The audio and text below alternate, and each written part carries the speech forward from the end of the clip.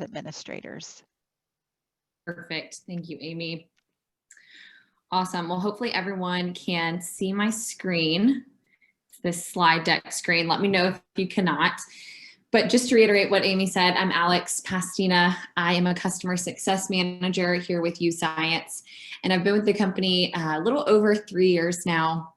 And I actually just absolutely love working with our middle school educators because I was a 7th grade teacher myself. I taught 7th grade language arts, loved it, loved working with middle school students. And I think our tool is powerful for so many different reasons.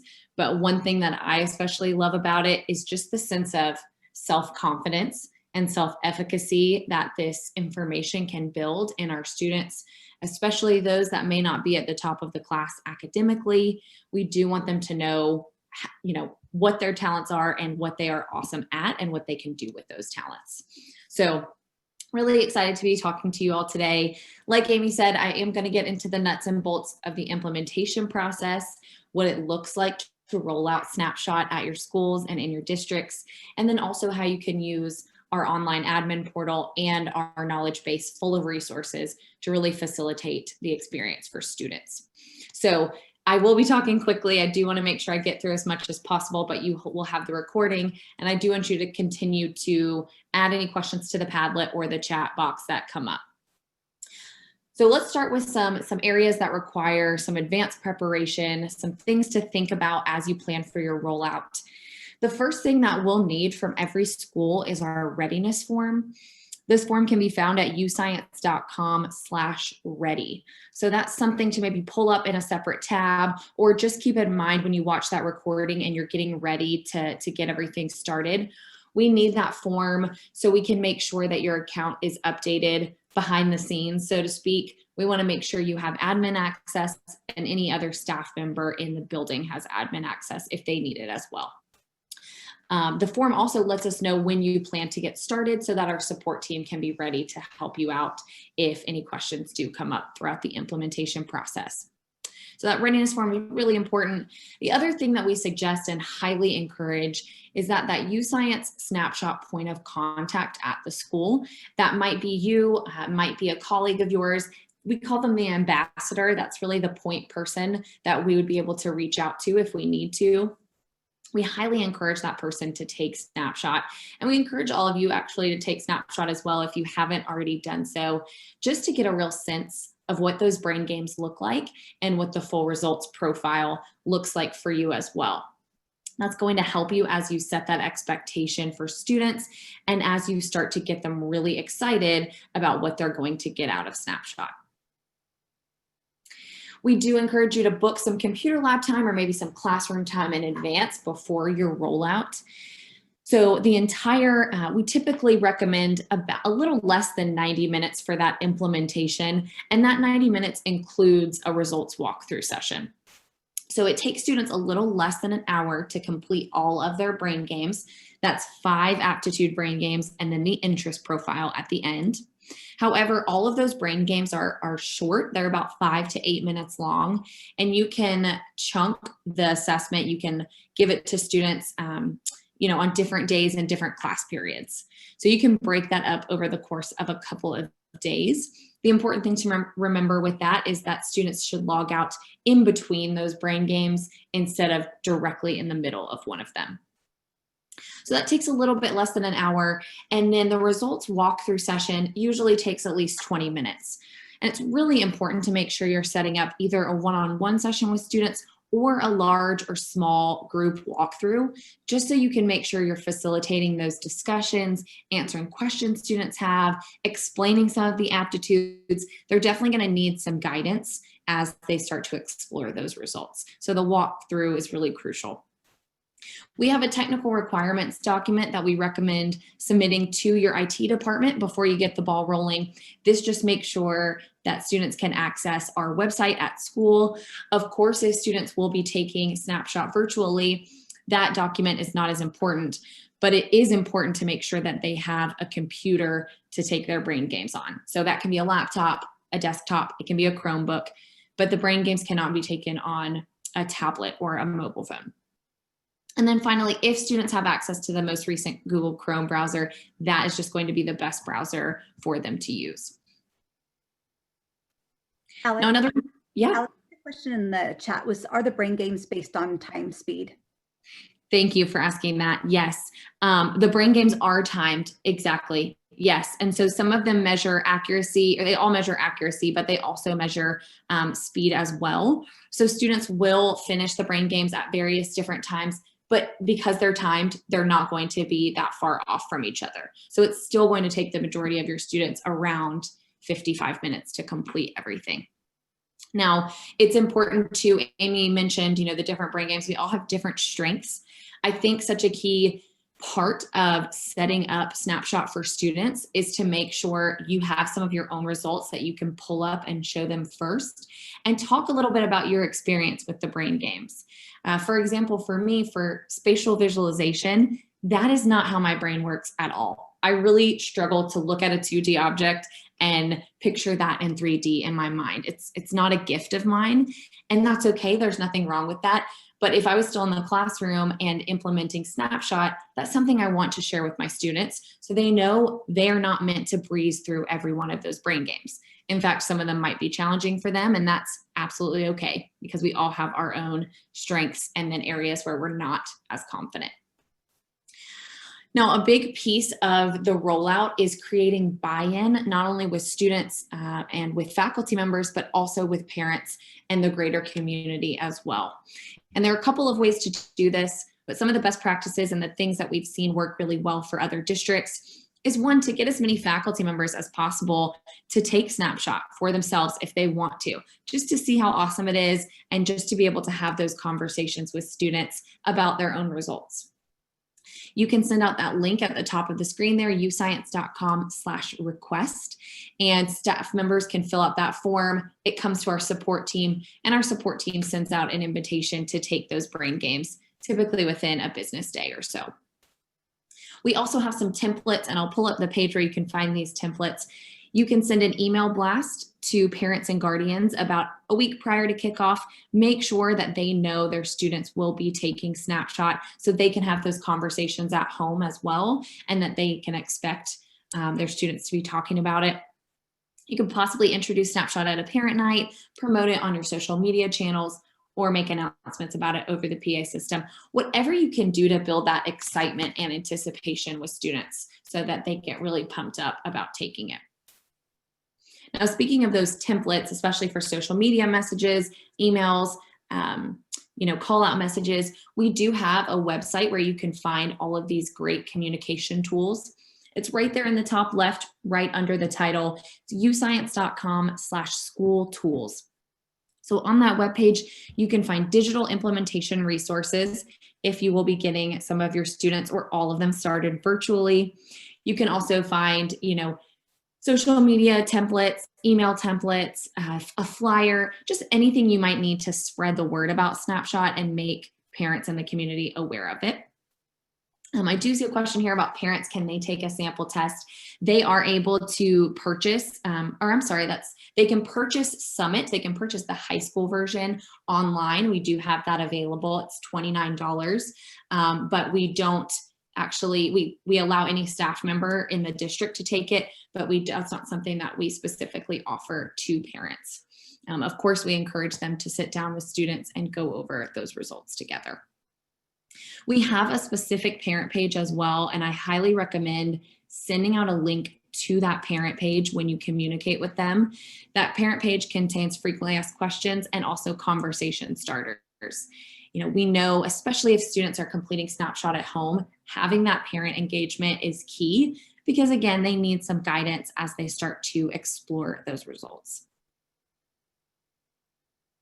Now, when it comes to completing everything and getting everything done, having students finish all of their brain games, you have some flexibility here. You have some options. Again, it takes a little less than an hour for students to get everything completed. So your first option is to have all students take Snapshot in a single sitting. Now that works well if maybe you're on a block schedule or if one day you have a modified testing schedule. But again, that takes a little less than an hour. I would say this option 2 is probably what I see most frequently across the middle schools I work with. And that's if you break up those brain games over the course of 2 to 3 class periods, especially if your class periods are less than 45 or 50 minutes. And again, just make sure students are logging out in between those brain games. If they do log out in the middle of one, that's not a huge deal, but they have to restart it when they log back in. And we just want to prevent that from happening. The third option, of course, is to have that digital rollout to share information with students about Snapshot and make sure they have their login directions, or to have them start with their brain games at school with you and then have them complete those brain games at home.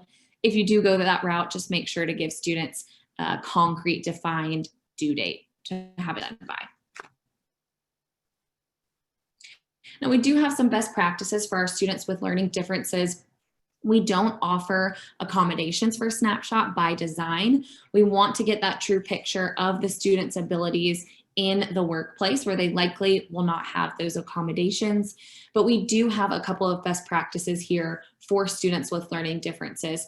And I also, of course, want to say, you know your students best, so you know who Snapshot may or may not be appropriate for, but it's typically best for students that can handle, typical middle school level work at any level.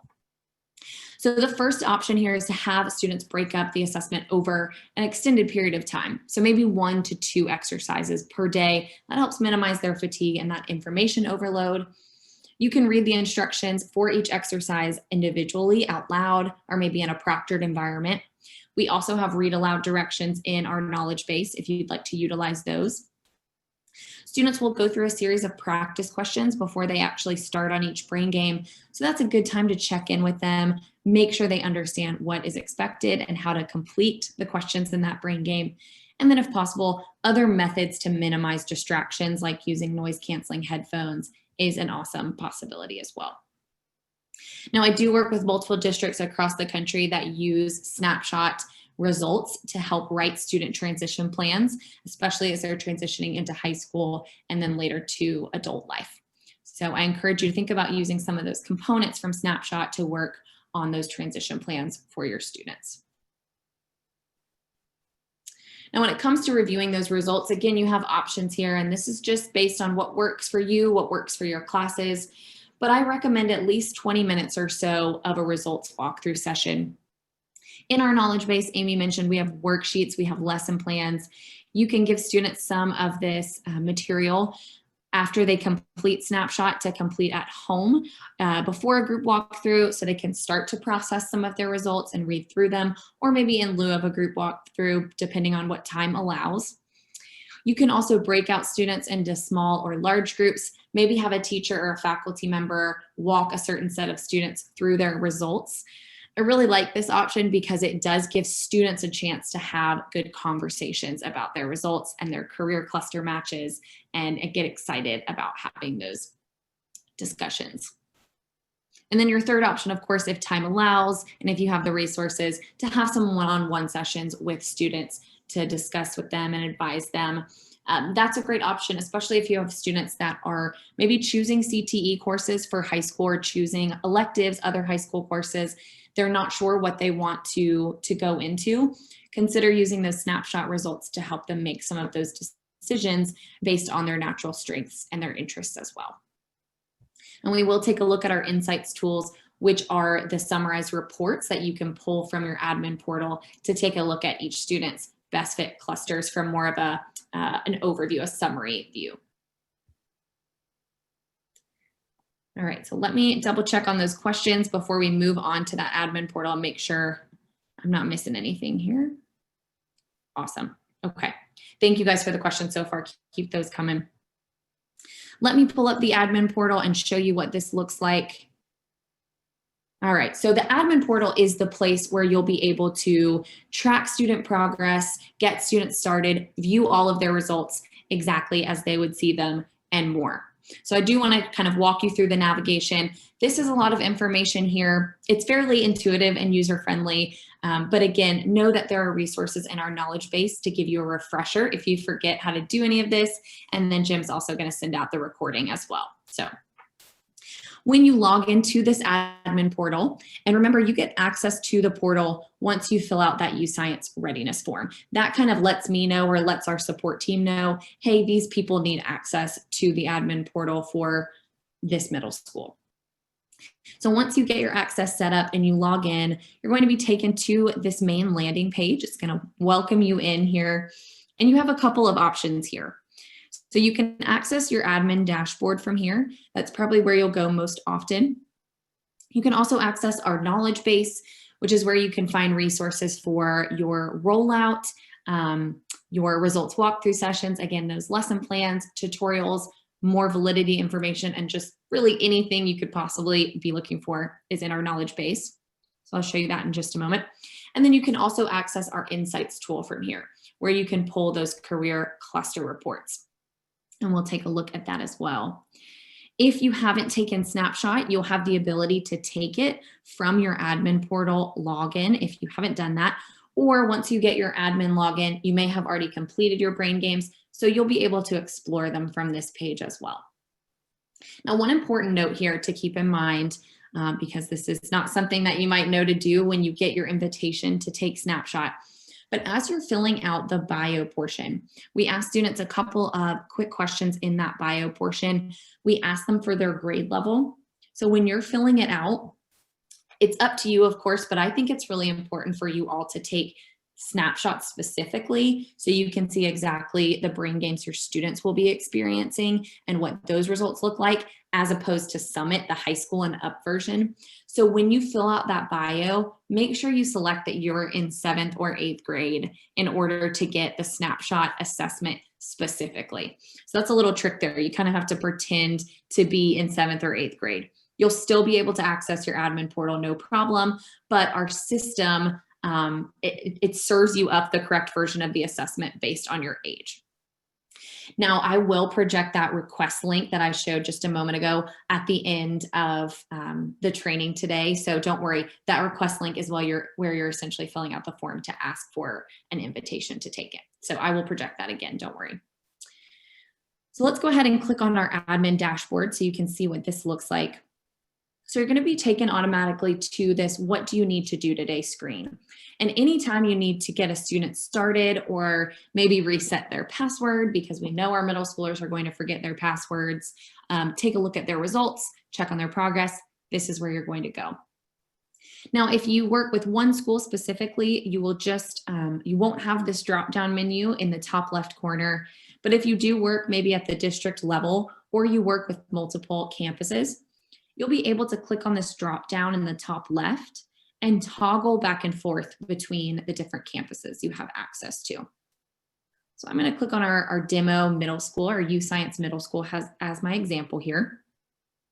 You have a couple options to choose from on this page. So let me start with this Manage Groups folder really quickly. And when I click on that Manage Groups folder, I'm going to see these groups that I have specifically created for my school account. So you all will have the ability to build your groups however you see fit. I recommend using cohort and grouping by graduation year, just because I think that's easy to transition each year, each academic year. But you can build them in whatever way works for you, advisor, by homeroom, whatever makes sense for your school. The majority of the middle schools I work with and districts I work with do use graduation year here. You can either click on this green button in the top right to create that group, and essentially all you do is name the group, and you can add any group managers. I've mentioned admin portal, admin access. As what we call an admin, you're going to have access to all of the groups in the account, but there might be certain groups that only that staff members might just need access to that one group of students. For example, your 7th grade teachers, they might just need to see, you know, that class of 2026 and no other groups. So you can add them, and I'll click on this blue group settings button just quickly to show you this. You can add them as group managers so that when they log into the admin portal, they don't see all groups, but rather just the one they need access to. Let me go back here. And before we take a look at those groups, I'm going to go all the way back and just start at the beginning for a second, because the first thing you'll need to do when you get admin access is decide how are you going to get your students started. Are you going to hand out activation codes, or are you going to send them email invitations? So it's up to you. Some of you might not have, your students might not have email addresses, and you can absolutely go the activation code route if that's the case. And some of you, it might just be easier to send out email invitations. So from the main screen, regardless of whether you're using codes or email invites, you'll click on this bulk invite students button down here, and you'll download our spreadsheet template.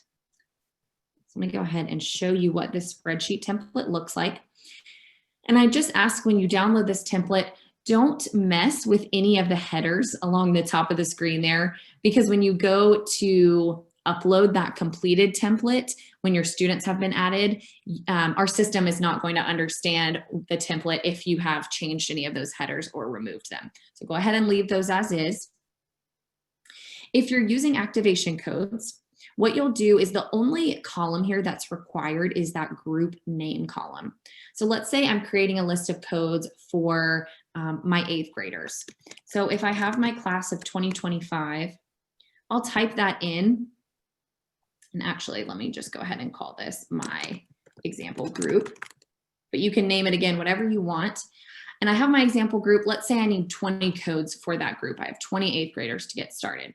I'm going to drag the name, that group name, all the way down here so that it fills up 20 of these different rows. And I might just drag it down, give myself a little bit extra. So once I've added that group name all the way down, that indicates to the system that that's the number of codes I need in that group. So I can go ahead and save this spreadsheet, and then I would upload that completed spreadsheet to my account.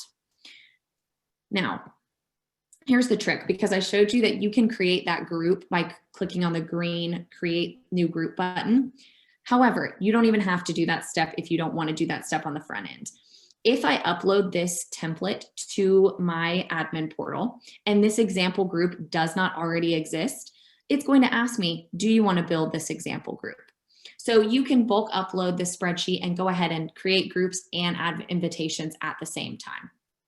Now, if you do plan to send email invitations instead, you'll just want to make sure that you do add a student first and last name and the student's email as well.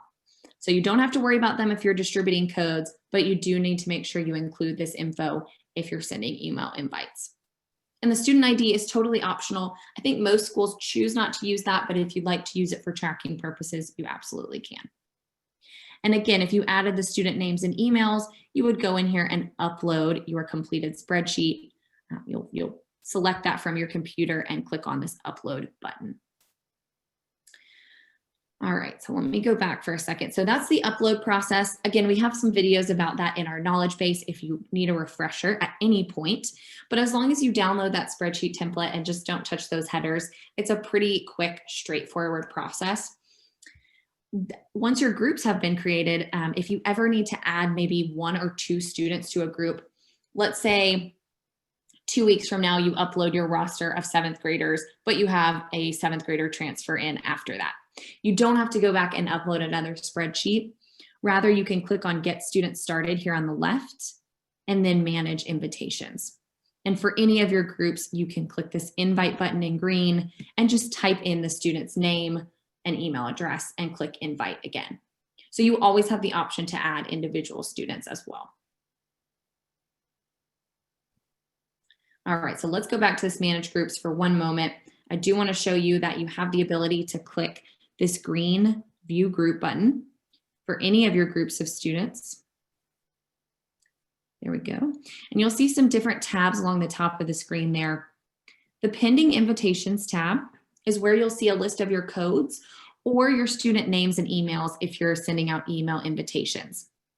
So once you upload your student data to the system, our system does not automatically push out those email invites. Rather, we want you to be able to decide when you're going to send out those invitations to students. So when it's time for you to do that, you would view the group and click on that Pending Invitations tab. Click this box next to last name, and then select that Send Invitation Email at the top there and confirm it. So you can send email invites en masse to a whole group, or if you just need to select one student and send the invitation to that one student, you can do that as well. The In Progress tab is exactly like what it sounds. This is where students will be when they're in the middle of their brain games. So I can click on the name of a student here, actually see exactly how many brain games they've taken and how much time they have remaining. I can also reset their password if I need to.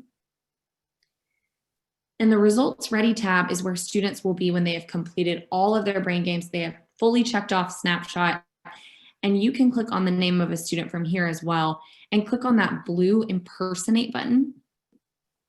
The Impersonate button allows you to view a student's results exactly as he or she would view them. So you do have this ability from your admin portal, and it's really helpful if you're setting up those one-on-one guidance sessions with students so you can take a look at their results before you have a conversation with them. Whenever you need to stop impersonating, you'll click that kind of orangey red Stop Impersonating button in the top right. Let me get back to my admin dashboard here. But just know that you do have that ability to view student results. You can also track their progress by downloading the engagement report from here. That's a spreadsheet, shows you all of the students that have started on their brain games and how much time they have left, or if they've completed everything. So if you ever need to sort and manipulate that data, you can pull it from the engagement report. And then finally, you can click on this Manage Organization button if you need to add any additional admins to the account. So once you have admin access, you'll always be able to add other admins or group managers from your portal. And you don't have a limit as to how many you can have on your account. You can have as many as you need to. So that's a quick run through of the admin portal. I want to make sure I have time to show you the resources and the insights as well. From this landing page, I'm going to click on our knowledge base. And this is something I would recommend bookmarking to your browser because I think it's extremely helpful. Every piece, every article, every video we've created, all of our trainings can be found in this knowledge base. So you can access those trainings, webinar recordings from here. You'll typically, most of the time, you'll click on this Career Guidance YouScience tab here on the left. Just know you can also always use the search bar at the top of the screen to look for any specific lessons that you need or other resources that you need. So once I'm in the Career Guidance Knowledge Base folder, I want to scroll down to my school type. So I'm going to scroll down to the middle school resources. And I just briefly want to touch on each of these. I won't open all of them. But there's an implementation planning folder that contains checklists for you and any teachers that might be assisting in the implementation process.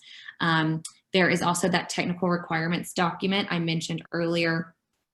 Just everything you need to get started in here, as well as the kickoff materials folder. We have a PowerPoint that you can use to introduce Snapshot to students in there, some videos to get students excited.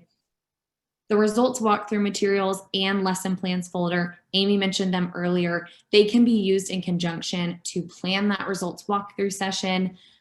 So we have that worksheet I mentioned for students in here.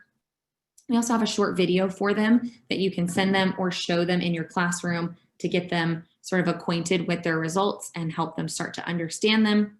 The lesson plans folder is going to be that place to make those connections with students, have them start to dive deeper into career clusters and why they may be a good fit for those clusters, have them start to think about their high school courses and more. The communication resources folder contains a link to that school tools page I mentioned earlier where you can find templates to send out to parents and families. It also has an email template in there to send to parents. The additional resources folder is where you can find more information about the science behind YouScience and the validity, also a list of the exercises in order and the time it takes to complete all of them. Any kind of miscellaneous additional articles can be found in there. And then finally, that admin portal tutorials folder is where you'll find just lots of different videos to walk you through much of what I just showed you in the admin portal.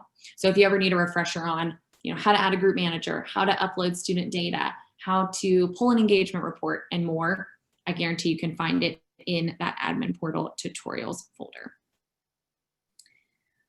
All right, let me just check these questions one more time and then I will show you that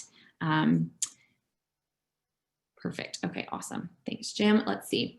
I do want to show you the Insights folder, and then we can wrap up and make sure I've answered all questions. So I'm going to click on Insights from my landing page there. Now keep in mind, if you just have access to one school, that's the only school that will pop up here. But if you do have access to multiple middle schools, they're going to all show up. So from here, you'll click on the name of your middle school, and I'm going to use my demo middle school, so I'm not sharing any student data here. From here, you can generate this report. We call it our cluster report. Now, the cluster report shows you each of your students' best fit career clusters based on their aptitudes and their interests. Now, of course, that's something you can see on an individual basis from the admin portal, but this just shows you that more summarized view. It's really helpful as you're talking to students about the CTE courses they're going to choose. It's also helpful for you just to get an overall picture of student talent in the building. So let me show you what I mean by that. I'm going to click that blue Generate Report button. Now from here, all of the 16 standard industry clusters are just automatically included. That's the default. But if you want to go through and select just specific clusters to look at, you can do that as well.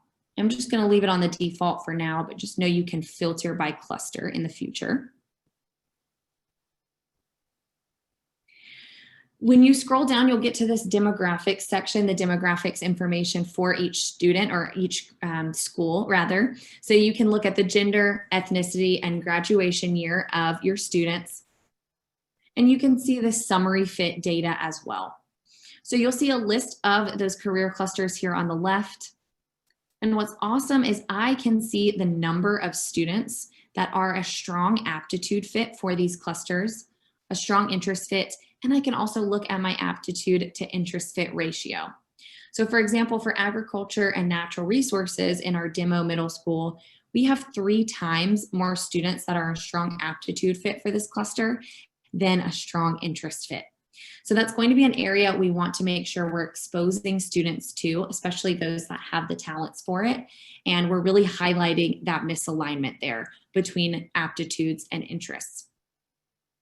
All of this summary fit data and the demographic data can be exported to a PDF so that you can share that with the district, chambers, other employer partners as well, because it does not contain any student identifiable information.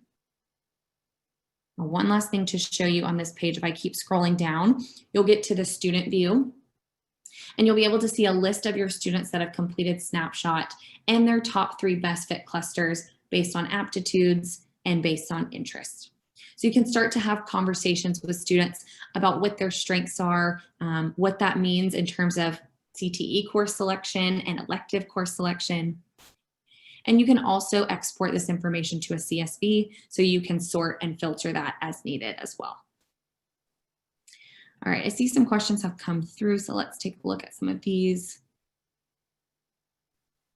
Jennifer, thanks for stating that. I know it is a ton of information and I am sorry I'm going so fast, but this is absolutely going to be recorded and sent out.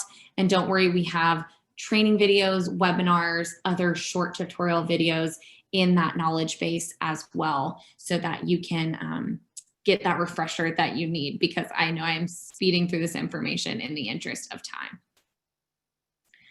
Awesome. Are there any other questions that have come up throughout, anything about the admin portal, the reporting, anything else that I can answer while I'm still on with you guys?